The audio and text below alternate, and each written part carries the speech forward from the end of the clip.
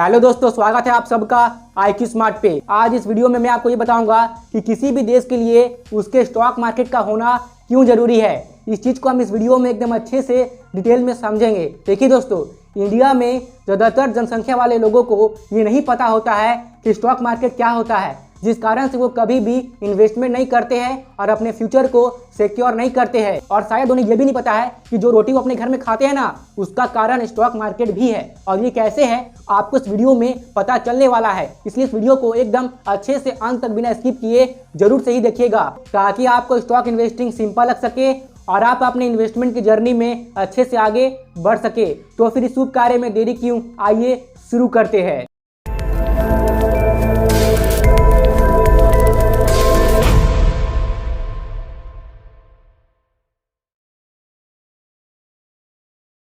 तो दोस्तों, आइए हम इस बात को समझते हैं कि किसी देश को शेयर बाजार की आवश्यकता क्यों पड़ती है। देखिए, जो कंपनियां होती है ना, उन्हें अपने बिजनेस को करने के लिए चाहिए पैसे। कंपनियां प्रोडक्ट बनाती है और उन्हें बेच के मुनाफा कमाती है, यानी कि बिजनेस करती है। तो ऐसा करने के लिए कंपनी को चाहिए कैपिटल, चाहिए पूंजी, चाहिए या पैसे चाहिए, अब जो कह लो, आपकी मर्जी है, ठीक है, लेकिन पैसे तो चाहिए ही। तो वो पैसे कंपनी कहाँ से जुटाती है? वो पैसे कंपनी जुटाती है एंजल इन्वेस्टर से, जिन्हें प्राइवेट इन्वेस्टर भी कहते हैं। ये जो एंजल इन्वेस्टर्स होते हैं ना, ये कंपनी की शुरुआती दौर में इनके बिजनेस में इन्वेस्ट करते हैं, जिसके बदले एंजल इन्वेस्टर को कंपनी के शेयर्स मिलते हैं, ठीक है। फिर वेंचर कैपिटलिस्ट, ये भी कंपनी में इन्वेस्ट करते हैं, ठीक है ना।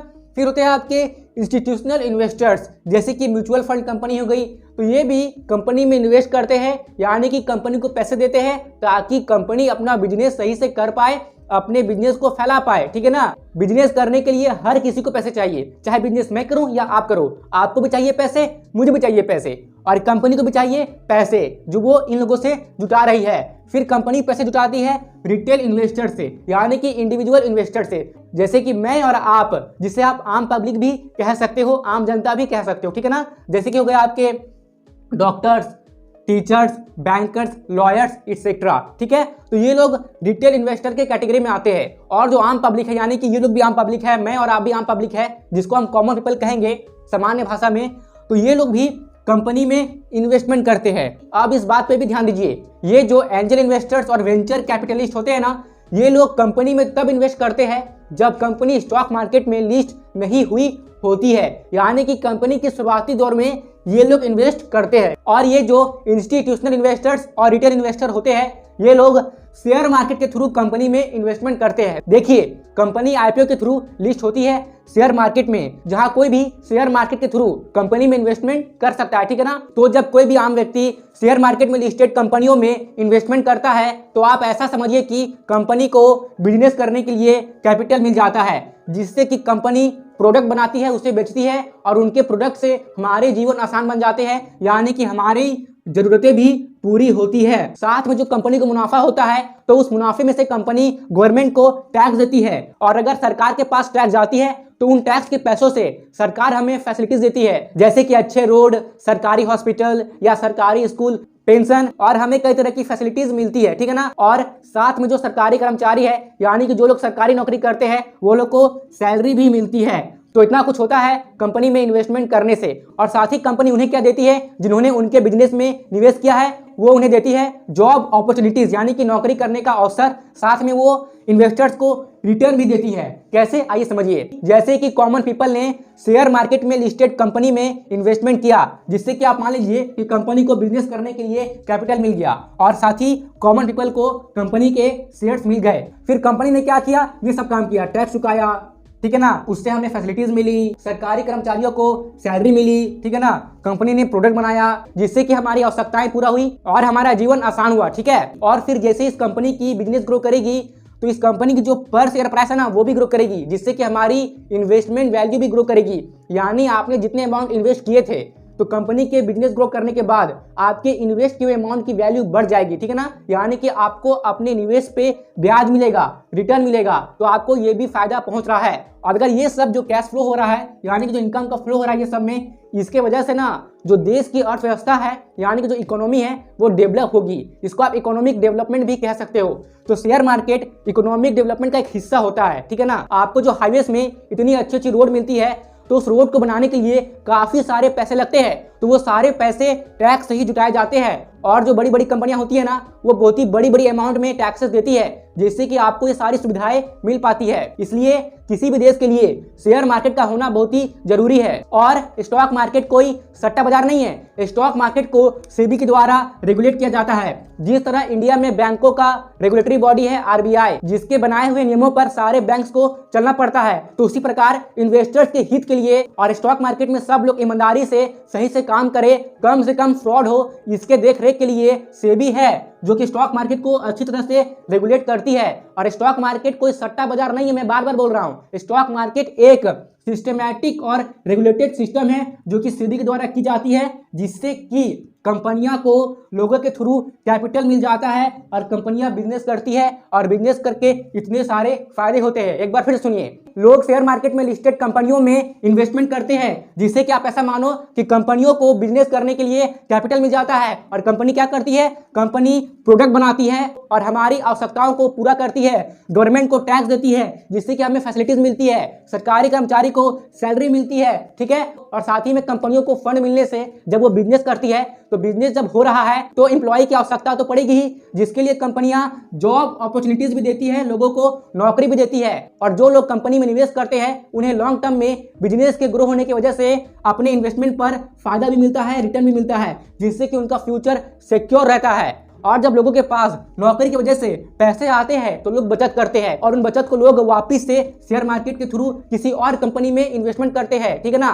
तो इससे क्या होता है, इससे देश की जो अर्थव्यवस्था है, यानी कि इकोनॉमी है, वो डेवलप होती है, देश की गरीबी मिटती है और देश आगे बढ़ता है। अब जरा इस बात को भी आप सोच के देखिए कि लोगों के पास पैसे हैं और वो ऐसे पड़े हुए घर में, लोग उसे इन्वेस्ट नहीं कर रहे हैं, तो क्या होगा कि कंपनियों को बिजनेस करने के लिए पैसा नहीं मिलेगा। और जब कंपनीज को बिजनेस करने के लिए पैसा नहीं मिलेगा, तो ये सब जो हो रहा है ना, product need, taxes, facility, salary, ये सब भी बहुत कम हो जाएगा। और फिर ये जो नौकरी की अवसर मिल रही है, ये भी मिलना कम हो जाएगी, ठीक है ना।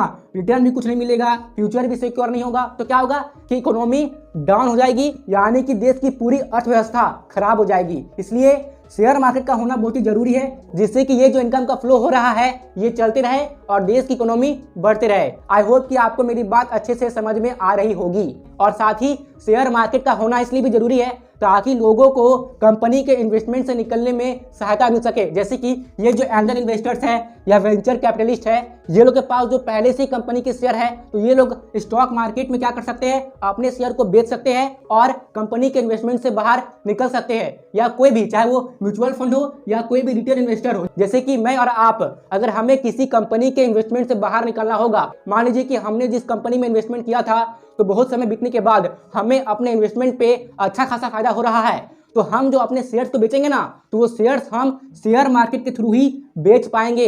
यहीं पे होगा स्टॉक के बदले पैसों का एक्सचेंज। इसलिए स्टॉक मार्केट एक जरिया प्रोवाइड करता है ताकि हम कंपनी के शेयर में इन्वेस्टमेंट कर सके और जब हमें अपने शेयर्स बेचने हो तो हम बेच भी सके और अपने पैसे वापस ले सके, वो भी रिटर्न के साथ। और जैसे कि आप समझिए कि अगर शेयर मार्केट नहीं होगा तो जो लोग कंपनी में इन्वेस्टमेंट करेंगे और जब वो कंपनी के इन्वेस्टमेंट से बाहर निकलना चाहेंगे फायदा मिलने के बाद, तो वो कैसे बाहर निकलेंगे, कोई तो चीज चाहिए ना। तो वही चीज तो शेयर मार्केट प्रोवाइड कर रहा है ना। शेयर मार्केट में क्या होता है कि पूरी जो देश की जनता है ना, या तक कि जो विदेशी जनता है, वो भी इन्वेस्टमेंट कर सकती है। तो मतलब कि अगर लोग ज्यादा है ना, तो क्या होता है कि लिक्विडिटी भी ज्यादा होती है, यानी कि जब हम किसी भी शेयर को बेचते हैं तो कोई खरीदने वाला भी तो होना चाहिए ना, तभी तो एक्सचेंज हो पाएगा। तो शेयर मार्केट यही चीज तो करता है कि हमें जब शेयर बेचना हो तो हमें ऐसे पर्सन को ला के दे जो शेयर खरीदना चाहती है, और जब हमें शेयर खरीदना हो तो हमें ऐसे व्यक्ति को ला के देती है शेयर मार्केट जो अपना शेयर बेचना चाहती है।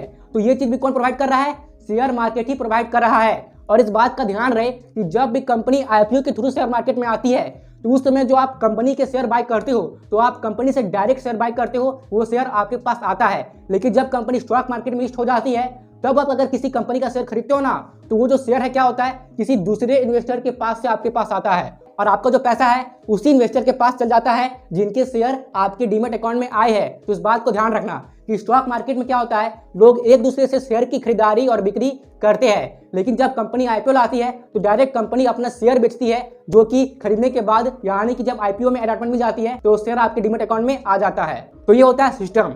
और इस बात का ध्यान रहे कि स्टॉक मार्केट कोई सट्टा बाजार नहीं है, ये एक हार्डकोर बिजनेस है जिसे सीख कर ही किया जाता है। और स्टॉक मार्केट केवल उन्हीं लोगों के लिए सट्टा बाजार है जो कि लालची होते हैं और लालच में आकर यहाँ से पैसे कमाने आते हैं। देखिए, पैसे कमाने के तो कई तरीके होते हैं और जो लोग लालच में आकर पैसे कमाने के पीछे भागते हैं ना, तो वो लोग बुरे कर्म भी कर सकते हैं और बुरा कर्म का फल हमेशा बुरा ही होता है। तो अगर आप स्टॉक मार्केट में लालच को लेकर के आओगे और पैसे कमाओगे तो आपका पैसा डूबेगा ही, ये निश्चित है। लेकिन अगर आप अपने भविष्य को बनाने के लिए यहाँ पे आओगे तो आप यहाँ पे सीखने के लिए आओगे, आप यहाँ पे एक बिजनेस माइंडसेट को लेकर के आओगे और आप अच्छे से सीख करके इन्वेस्टमेंट करोगे। क्योंकि जब हमें भविष्य बनानी होती है तो हम बुरे कर्म नहीं करना चाहेंगे, हम अच्छे ही कर्म करना चाहेंगे, जिससे कि हमें भविष्य में अच्छे फल मिलेंगे और हमारा फ्यूचर सिक्योर होगा। एग्जाम्पल के लिए आपने शार्क टैंक इंडिया में तो देखा ही होगा कि जब शार्क्स किसी भी बिजनेस में इन्वेस्टमेंट करते हैं तो वो सबसे पहले बिजनेस को अच्छे से एनालाइज करते हैं कि उनके बिजनेस में इन्वेस्टमेंट करके उन्हें भविष्य में फायदा होगा या नहीं होगा। वो अच्छे से सोच समझ करके अपने भविष्य को बनाने की मानसिकता से इन्वेस्टमेंट करते हैं, लालच में आके इन्वेस्टमेंट नहीं करते हैं। लालच में लोग पैसे कमाने के चक्कर में बुरे कर्म भी करते हैं, इस बात को याद रखना। और बुरे कर्म का फल हमेशा बुरा ही होगा। लेकिन अगर आप भविष्य बनाने की मानसिकता से और सीखने की मानसिकता से स्टॉक मार्केट में आकर अच्छी कंपनियों में अच्छे से फंडामेंटल एनालिसिस करके इन्वेस्टमेंट करते हो तो मैं आपको बता रहा हूं कि भविष्य में आपको अच्छा खासा फायदा होगा और आपको अच्छे खासे रिटर्न्स मिलेंगे।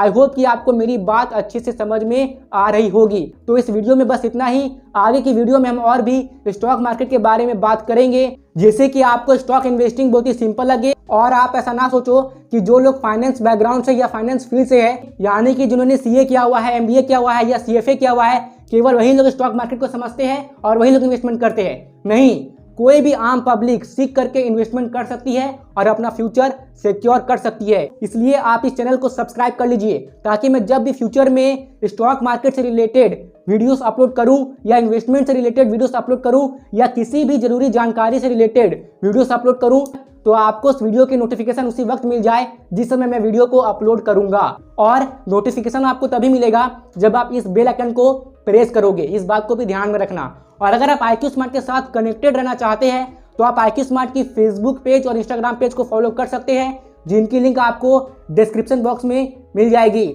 और दोस्तों, आप सीखते रहिए और यहाँ तक रुकने के लिए और अपना कीमती समय देने के लिए आपका सच्चे मन से बहुत बहुत धन्यवाद।